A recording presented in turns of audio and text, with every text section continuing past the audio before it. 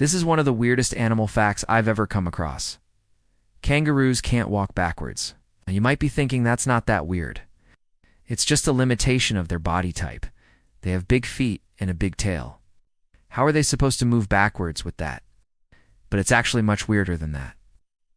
The real reason kangaroos can't walk backwards is because they're too stupid.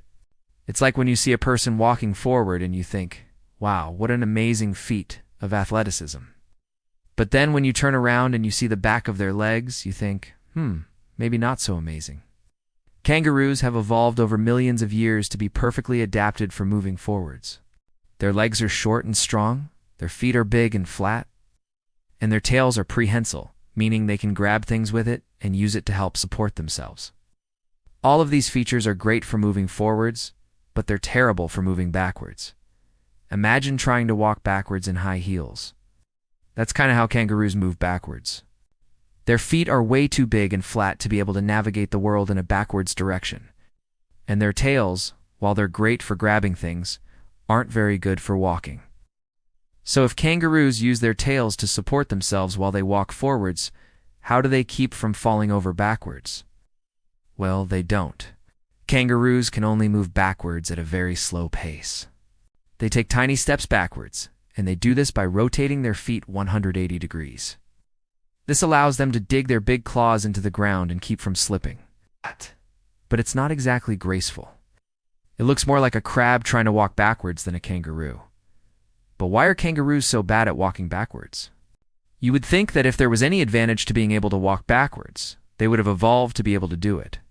Well, it turns out that kangaroos are actually perfectly adapted to walk backwards slowly. You see, kangaroos live in a world where there aren't many predators that can catch them. There's the dingo, but it's usually only after smaller prey.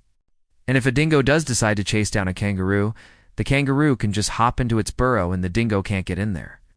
So the ability to move backwards slowly isn't really necessary for a kangaroo's survival. But that doesn't mean that there aren't predators that kangaroos need to worry about. When kangaroos are young, they're very vulnerable.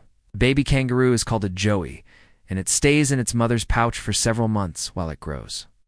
If a predator manages to sneak up on a mother kangaroo and grab her baby, she'll do anything she can to get it back.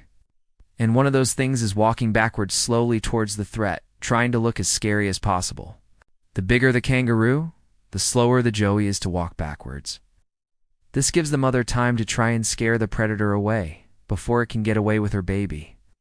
So you might think that kangaroos are too dumb to realize that they can't walk backwards fast. But maybe they are smart enough to know that they can't outrun most predators. But they are also smart enough to know that they don't have to. Walking backwards slowly is a perfectly viable strategy for defending their young. And that's why kangaroos are so bad at walking backwards.